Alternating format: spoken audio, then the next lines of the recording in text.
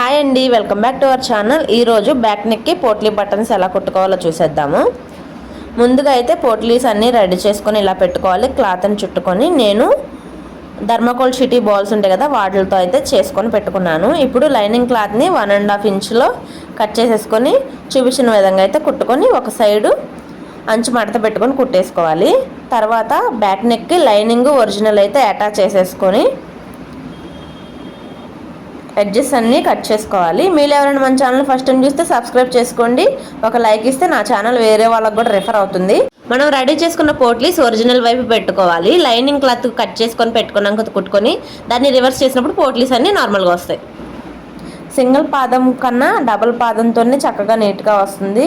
ఇలా కుట్టేసేసుకున్న తర్వాత lining cloth అడుగునైతే పెట్టేసేసి పోట్లీస్ మధ్యలో ఉండేటట్టు బ్యాక్ పార్ట్ని నేను చూపించినట్టుగా అయితే సెట్ చేసుకొని మనం పోట్లీస్కి కుట్టిన కుట్టు ఉంటుంది కదా, దాని మీదే కరెక్ట్గా అయితే కుట్టేసుకొని ఇట్లాగా అడ్జస్ట్ అన్ని నేను చూపించినట్లుగా అయితే కట్ చేసేసుకోవాలి. ఇలా కట్ చేసేసుకున్న తర్వాత అక్కడక్కడ డాట్లు పెట్టేసుకోవాలి.